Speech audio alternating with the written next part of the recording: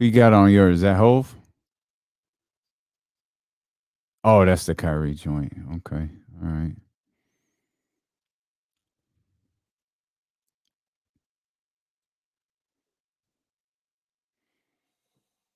That's all right. Just stay on. Yeah, just stay on top of it. Stay on top of the mic and it'll be fine. Hey, hey, hey, hey, hey, hey. We in here, baby. We in here. My favorite part of today. Oh, is this the thing? Oh, whoops, I missed it. Where'd it go? Here it is. Give. I need to see this. Is it one of them video? I'm not watching his videos. I ain't doing that. If he said something on, I'll go over to the Twitter page. But if he said something on video, I ain't watching. I ain't watching. But that is hilarious. Like, fam, you giving advice? Wait a minute. Something. Yeah, man. The Fat Boys giving plant-based cooking tips too.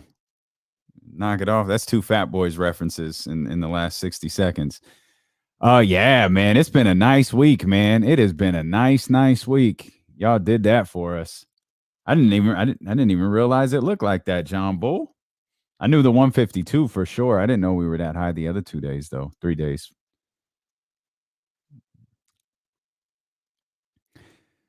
Dr. David.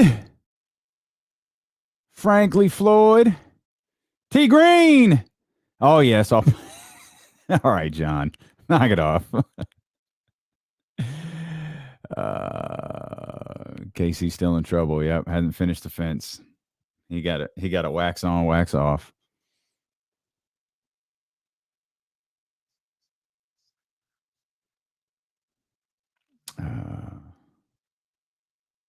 All right. Sure. Kenny, are you muted? They can't hear you.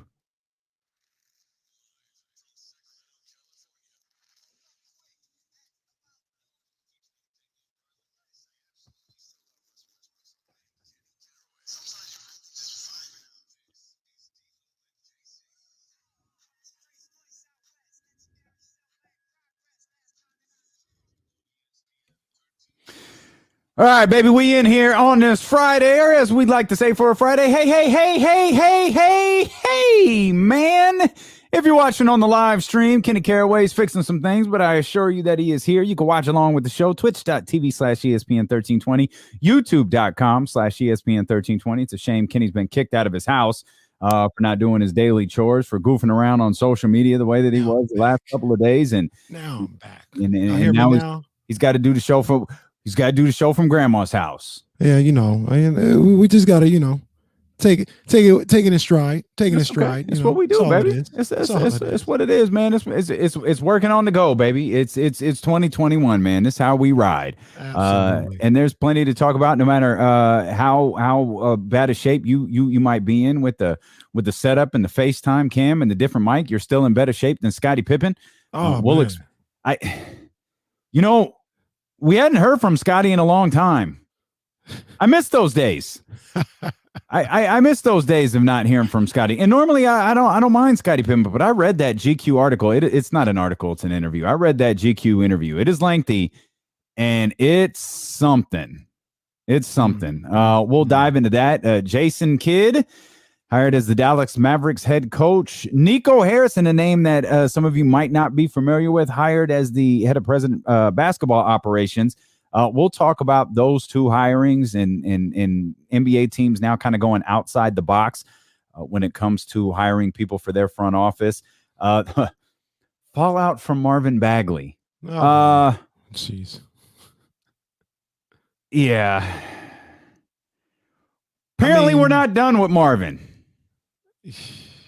Apparently there's more to talk about, because Team Bagley, if you will, was active on social media last night. So we'll let you know what we stumbled across and who stumbled across us. It's all coming up here as the day rolls along. But KC, our guy, did it again. Ty Lue, Game Hey, 3, down 0-2. Nothing to see here, folks. Cool, calm, and collected. He goes out there and gets the job done against the Phoenix Suns. So we got a 2-1 series there with the Clippers and the Suns. I'm telling you right now, Dame, this is becoming a thing. This is getting crazy because, I mean, is Ty Lue becoming like one of my favorite coaches? Is that what's going on here? Wow. The man's doing his thing. What can I say? I think Ty Lue was one of the originators of who needs the man when you got Kenny Caraway. So this is quite a moment. I like it. Hey, man. Ty Lue doing his thing, man. What more can I say about Ty Lue other than he's doing his thing? And this is, like I said, this is becoming a thing. They're not afraid of down 0-2. Mm-hmm. Yeah, they come back and they do whatever. And I know a lot of people will say Phoenix, Booker didn't shoot well, Chris Paul didn't shoot well. I understand Chris Paul maybe needs a day or two to get back into the flow of things or whatever. But I give a lot of credit to the Clippers defense. I mean, they were hounding these guys. They were making it tough. Now they're tough shot makers. Chris Paul and Devin Booker are, no doubt about it. But, I mean, that's all you can do as a defender is make it tough. And they routinely made it tough on those guys and said, all right, if you're going to beat us, you're going to beat us with a hand in your face. You're going to have to shoot over us. You're going to have to do it with us in your pocket, all this other stuff. That's a credit to the defense and the Ty Lue and them, in my opinion. No, I completely agree. And we saw you're handing out roses today. You got any left over for Patrick Beverley? Oh yeah, Pat Bev from the first two games of the playoffs for the Clippers to now, Pat Bev has been such a major contributor to this entire run. Mm-hmm. And like I said, from the first two games, he looked unplayable. Mm-hmm. The series changed when they stopped playing Pat Bev. But credit to Pat Bev, credit to Ty Lue. He stuck with him, said, hey, this Dallas series is not really a series for you. I'm going to get you back in. He played a big role in the Utah series, and he played a big role last night. Pat Bev is showing up. Hey, look, you want to talk about, oh, isn't this fun? Isn't this fun? You know, I like this Clippers team. I do. Mm-hmm. You know that. Yeah. So this is fun for me. Yeah, absolutely. Last night was. Well, that and I know you don't like Phoenix and you don't like the Phoenix fans. Like I get that. We had picked the Clippers to come out of the West. I get that. I don't know. I don't know why the Clippers insist on doing things this way. But I wasn't super confident they were winning Game 3. I like the mode that the Suns were in, and it was clear. I'll be honest with you. I couldn't get into that game. Like, it was difficult. Like, it was clunky. You know, Devin Booker wasn't good. Chris Paul, I think they were 0 for 9. I don't remember if that was the first quarter. They were combined. It was just bad, and I felt like there was no flow to it. And Paul George hitched that shot. I think that was headed into the fourth, and I kept thinking, oh, that was massive. Yeah. And I kept thinking, okay, we're going to get into a flow here. Nah, it never happened. Like the game, as much as I love ball and as much as I love the play, I can tell you, that might be the first playoff game in a few weeks. I was bored. I didn't feel like the game had anything. Like it couldn't. It was like, this is clunky. And Devin Booker's got this mask on. I did enjoy Pat Bev. Like Pat Bev was getting it. I thought Terrence Mann, and that's another thing to point out is we're talking about throwing praise to Ty Lue. Your big frustration, it had to have been last series, was Terrence Mann 1 minute. You know, Terrence Mann playing 1 minute. And you were like, how are you going to play Patrick Beverley all of these minutes? And Terrence Mann, you're playing 1 minute. Talk about Ty Lue making those adjustments. He's figured out a way to get Patrick Beverley and Terrence Mann minutes. Yes. They're both getting big time minutes. And yes, I mean, I hope you know what I mean. It helps that Kawhi's not there. Like you need a guy out there. You know, circumstances have changed a little bit, but he knew, he knew where to go to pick up to find that defensive intensity with Kawhi sitting in the family box. Hey, and once again, credit to Ty Lue. Ty Lue, I mean, I'm doing a complete 180 on Ty Lue because you absolutely are. He's killing it. He is killing it. And I ain't no hater. I don't care what them other people think. I ain't no hater. Yes. No, they don't think you're a hater. They think you're a liar. They think you're making stuff up. Oh, that's not true. He's making this up. That's irresponsible. Kina Caraway, irresponsible journalist here on ESPN 1320. And I thought, and we'll explain what we're talking about. And some of you already know. Like, hey, yo, excuse me. And I looked up. I was like, oh God. Okay. So this is what we're doing, huh? It all started to make sense after. And that wasn't the only one. Again, we'll explain what we're talking about here as the show rolls along. But you. By the way, probably should have led with this. You got $1,000 coming up in about 90 seconds. Yeah, yes, my sir. bad. Sorry. Yes, I know you guys know by now, but still, I should remind you. But I do want to say, like, I heard you talk about, you couldn't find the game. We got a Man Hoop Studios. Well, I don't know if it's a man or a woman. I shouldn't assume, but we got Hoop Studios in here on YouTube saying Clipper games honestly tend to be boring. Stephen A. Smith started First Take this morning talking about how the crowd was terrible. They showed up late. There was lack of energy. Yeah. I don't know. I thought there was energy. Maybe I was doing some other things in the first half, and maybe the first half was a little tough. But I felt when they came back and extended that lead in the third quarter, and then Paul George at the end of the third, all that stuff, I thought the crowd was there. Did it get better as the game went along, or what happened here? Yeah, I mean, I can't speak for the crowd. I could just speak for me. Like the crowd, I never really felt like the crowd was a thing. Like they certainly erupted on that Paul George play heading into the fourth. But yeah, you're probably onto something there. And that the first quarter was really tough, and it was it was really, really low scoring too, and it was just, again, no flow. Booker was all over the place. Like, I don't know if he was uncomfortable with the mask. Chris Paul didn't have, Chris Paul looked like he was begging for technical fouls out there. Like, he kept doing these demonstrative actions towards officials when calls wouldn't go his way. Now, that's par for the course with Chris Paul, but he was pretty active in that sense. It was just, I don't know. It didn't move me. And I kept waiting, like, let's get into that flow. Let's get into that rhythm. And I felt like it never came. I mean, good for the Clippers. Like, I'm all for a long series. Right. It didn't have a flow. I thought DeAndre Ayton played really well, even with Devin Booker and Chris Paul not necessarily clicking. He kind of stayed in his lane and did what he does best. Let's give away some money here real quick. Here comes the money. Here we go. Money talk. Here comes the money. It's time for the Summer of Cash contest. Here's your chance to win $1,000. Text the code word VIVID to 72881. That's VIVID. VIVID to 72881. This is a multi-state contest. Message and data rates apply. And remember, don't text and drive. And don't be an irresponsible journalist who makes things up. You don't want to be that. You don't want to be that. No. You don't want to be that ever. Yeah, well, again, we'll explain as the show rolls along. Chris Paul's return. Do you think that threw Phoenix off a little bit?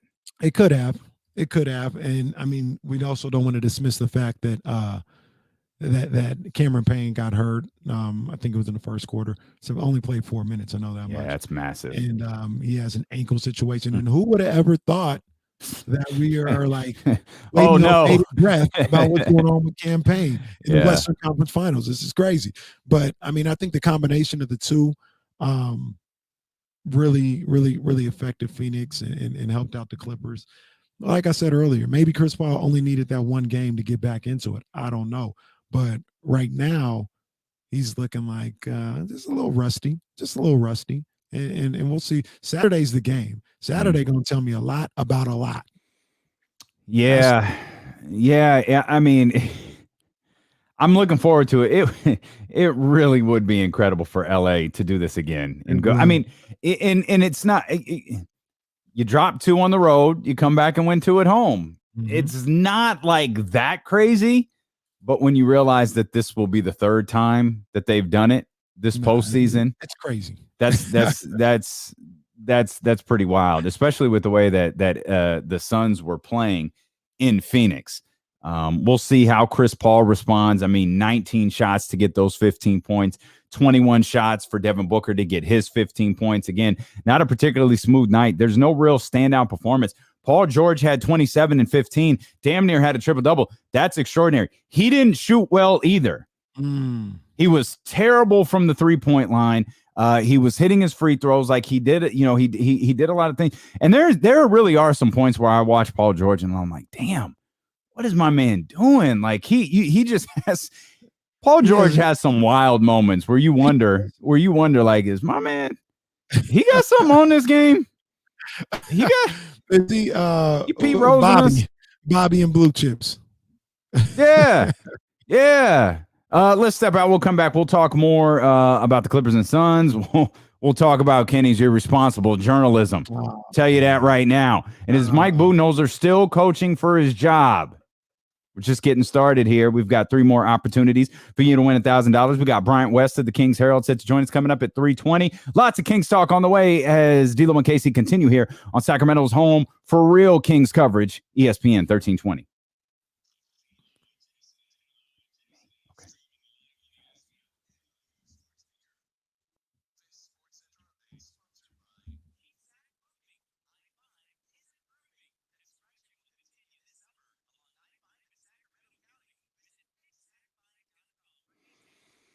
All right, it's Friday. You know what that means, man. Happy hour is just a couple of hours away, and normally what we ask you to do is we ask you to mix up that McQueen and the Violet Fog Gin cocktail and share the recipe with us and post it on social media. We can share it with the world. You've heard us sing the praises about this Brazilian gin. You've heard us talk about what we don't make much, but what we do make is damn good. You've heard us do all of that, but we want you to do a little something different today.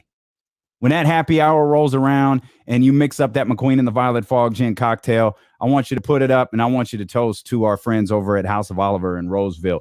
They were big distributors of McQueen and the Violet Fog Gin. They are big distributors of McQueen and the Violet Fog Gin and in the bamboo rum. And many of you read about the horrible incident that happened there in recent days. So when you mix up that McQueen and the Violet Fog Gin cocktail, please toast the loved ones over at House of Oliver. They're really close with our man Ben, Black Bottles 916. Let them know we're thinking about them. Let them know we're thinking about that family-owned business there, and let them know that we're toasting this McQueen and the Violet Fog Gin for them. House of Oliver, we appreciate you. KIFM reminds you, be responsible. Don't drink and drive.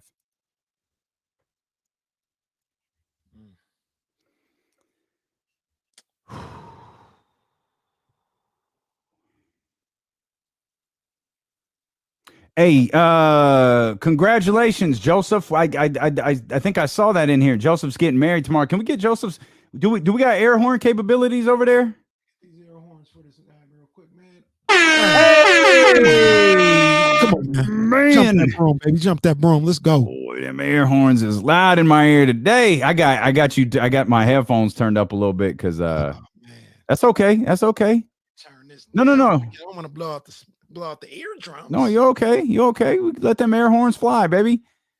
I'm trying to find Joseph's message, but anyways, man, Joseph, congratulations, fam. That's dope, man. Boy, these kids are some circus clowns. boy. Oh dear. Oh dear. Oh boy. Okay.